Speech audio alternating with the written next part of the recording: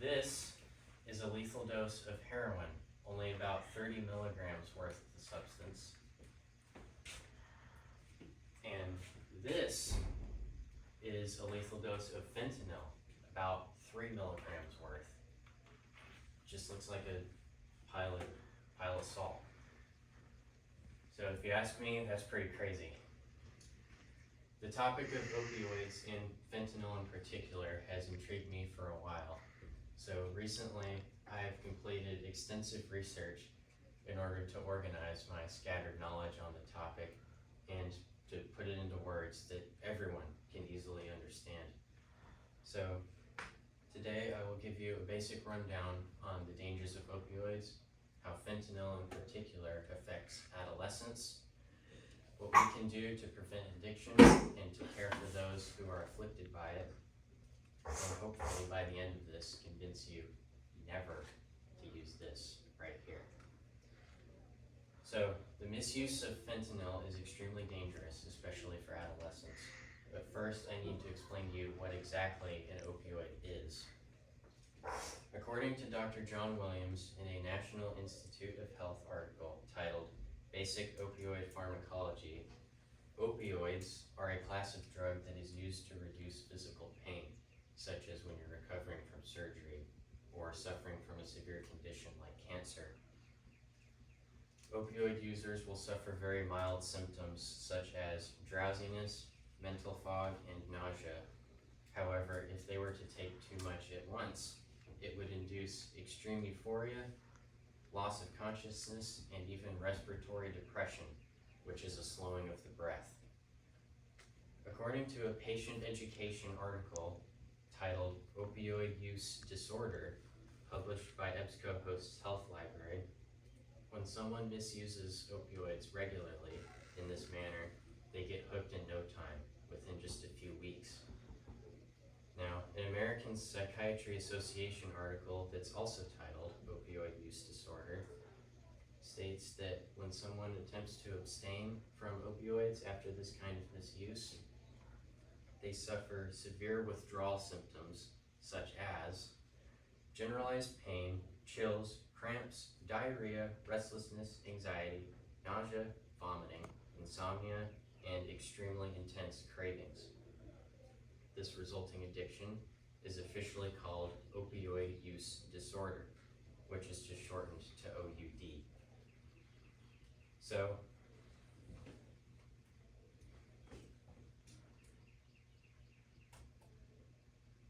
there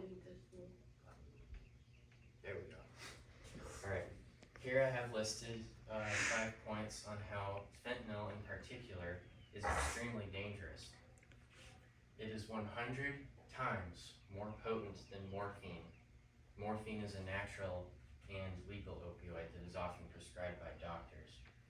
It also causes respiratory depression much faster than any other type of opioid. So it actually leads to death most often when someone overdoses. And according to a University of Mississippi Medical Center article on rapidly increasing fentanyl exposures, written by trained toxicologist Brett Marlin, fentanyl has become virtually unavoidable in the illicit drug market. See, what the manufacturers like to do is they will lace intense stimulants such as cocaine and methamphetamines with fentanyl so that their customers can achieve a better high and they will naturally come back for more of their product. So how does all of this apply to adolescents? Well, first I need to tell you this. According to the CDC on their page titled Opioid Basics, 75% of all overdose deaths in 2021 were due to opioids in general. 88% of that was due to synthetic opioids. That's what fentanyl is, a synthetic opioid. So if you do the math, nearly 68% of all overdose deaths in the United States in 2021 involved a synthetic opioid. Now, according to Dr. Jesse Hinckley of Psychiatric Times, in an article titled Fentanyl, the Accelerant of the Adolescent Opioid Crisis, 77% of all adolescent overdose deaths in the United States in 2021 were due to fentanyl specifically. That's a 9% increase from synthetic opioids in general across all age groups. In fact, in the last 12 years, fentanyl-related overdoses have increased 23-fold among the American youth. According to EBSCO-Host's Health Library, one of the main factors that leads to OUD is peer pressure, something that adolescents are extremely prone to, whether we like to admit that or not. So, the lacing of other products with fentanyl, the sheer potency of it, these statistics on overdose rates, and this fact about peer pressure show that many adolescents are extremely vulnerable to OUD. That is why it is vital that we look after adolescents who are addicted to fentanyl and understand how we can help them recover from their addiction. More people are becoming aware of the fentanyl crisis. However, despite adolescents being the most at risk of exposure to fentanyl, they do not receive adequate treatment for OUD as opposed to other age groups. Experts like Dr. Hinckley from Psychiatric Times and Dr. Marlin from the UMMC, they believe that we ought to engage with the youth more about the dangers of fentanyl. They should be informed through school and frequently screened for use of fentanyl, but only if they are at risk of misuse. This is because fentanyl cannot be traced by the normal urinary tests. So testing for fentanyl is a bit more of a hassle. Hinckley and Marlin encourage the prescribing of naloxone, or what you may have heard it to be called Narcan. Narcan is a substance that reverses the effects of most opioids, including fentanyl. So it acts as a life-saving treatment for anybody who happens to overdose. Hinckley and Marlin believe that loved ones ought to be trained in administering the product so that they can save lives. These steps that we can take to prevent misuse of fentanyl and show kindness and empathy towards those afflicted with addiction actually have very little drawbacks.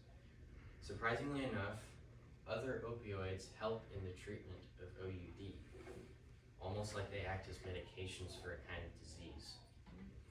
Various substances such as buprenorphine, naltrexone, and methadone diminish withdrawal symptoms while not being addictive.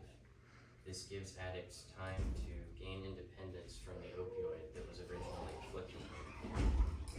The only drawback to these medications is that it is possible to overdose on them. They are opioids after all. However, the risk of this is much lower than the opioids of concern, like fentanyl.